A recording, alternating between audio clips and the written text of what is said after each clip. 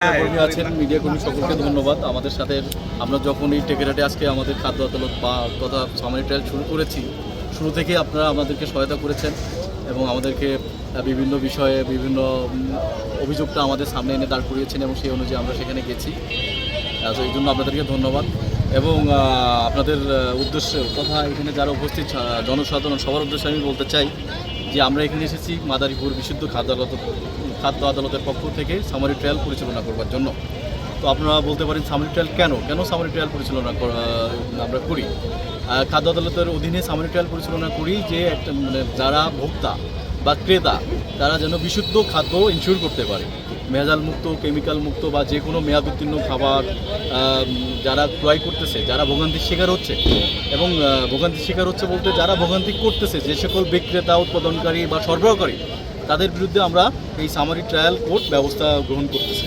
তো আমরা গত মাস থেকেই আমরা এই সামারি ট্রায়াল কোর্ট পরিচালনা করে আসতেছি মাদারীপুরের সদর থেকে শুরু করে বিভিন্ন জায়গায়।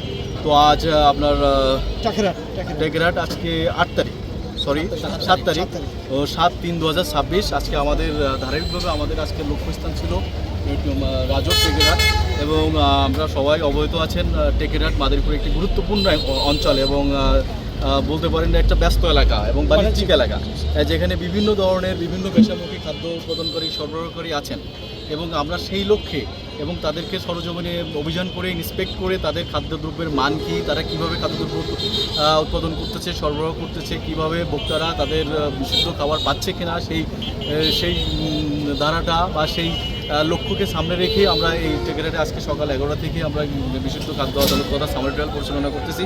সামারি ট্রায়াল পরিচালনা করাকালীন আমরা প্রথমে মিষ্টান্ন ভাণ্ডার পরিদর্শন করেছি। বিভিন্ন মিষ্টান্ন ভাণ্ডারে আমরা তাদের বিভিন্ন দেখেছি যে তাদের প্রয়োজনীয় কাগজপত্র বা লাইসেন্স নাই।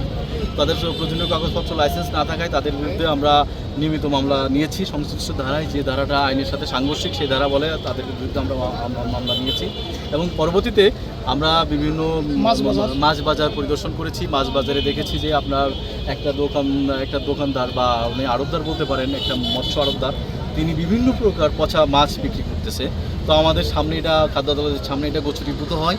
খাদ্য আদালত সেই পচা মাছটাকে জব্দ করেন এবং আপনারা জেনে থাকবেন আমরা এটা বিধি মোতাবেক আলামতটা আমরা ধ্বংস করব এবং সেই মৎস্য যিনি বিক্রেতা বা আড়তদার তার বিরুদ্ধে আমরা যে আইন আশ্রিত প্রক্রিয়া সেটা আমরা অনুসরণ করতেছি এবং তার বিরুদ্ধে আমরা খাদ্য আদালতের সাংঘর্ষিক ধারা যে ধারা অনুযায়ী অপরাধ করেছেন সেই ধারা অনুযায়ী আমরা তার বিরুদ্ধে ব্যবস্থা নিব এবং পরবর্তীতে আমরা যে খাবার হোটেল আলমদিনা হোটেল এবং একটা পাইকারি মুদির দোকানদার মেসার্স ফটিক ভান্ডার, ওখানে আমরা মেসার্স ফটিক ভান্ডারে যে দেখেছি যে বিভিন্ন প্রকার রংযোগ পদার্থ মেশাচ্ছে খাবারের সাথে এবং মেয়াদ উত্তীর্ণ বিভিন্ন সস ট্যাঙ্ক বিক্রি করতেছে, যেটা খাদ্য আইন অনুযায়ী বিভিন্ন ধারার সাথে সাংঘর্ষিক।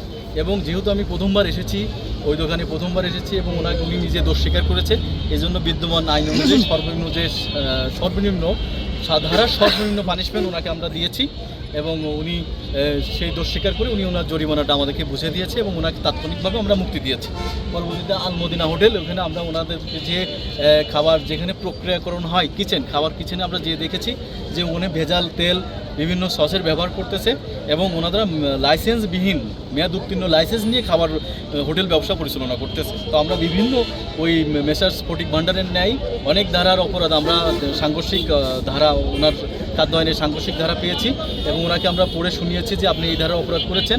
উনি যেহেতু দোষ স্বীকার করেছেন ফটিক ভান্ডারের ন্যায় আমরা বিদ্যমান আইনের সর্বনিম্ন যে ধারা সর্বনিম্ন পানিশমেন্টটা আমরা ওনার উপরে ইনফ্লিক্ট করেছি এবং উনি দোষ স্বীকার করে উনি আমাদের জরিমানা দিয়েছে এবং ওনার যে জরিমানাকৃত অর্থ আমাদেরকে সাথে সাথে প্রদান করে ওনাকে আমরা মুক্তি দিয়েছি এবং আপনারা আমাদের সাথে ছিলেন, মিডিয়া কর্মী থেকে শুরু করে সাধারণ জনগণ। আপনাদের উদ্দেশ্য আমার রিকোয়েস্ট, আমি একজন খাদ্য আদালতের বিচারক তথা সিনিয়র জুডিশিয়াল ম্যাজিস্ট্রেট হিসেবে বলছি, আপনারা সচেতন থাকুন এবং আপনারা শুদ্ধ খাবার কিনুন এবং যদি কোনো ভেজাল খাদ্যদ্রব্য মেয়াদ উত্তীর্ণ খাদ্যদ্রব্য আপনারা দেখতে পান সাথে সাথে আমাদের খাদ্য আদালতকে জানান, আমরা সাথে সাথে আমরা জাস্টিক অ্যাকশন নিব এবং আপনাদের এই যে আমরা সহযোগিতা পেয়েছি আমরা আশা রাখি এই সহযোগিতার সামনে অব্যাহত থাকবে। সবাইকে মাহে রমজানের শুভেচ্ছা। আসসালামু আলাইকুম। ধন্যবাদ।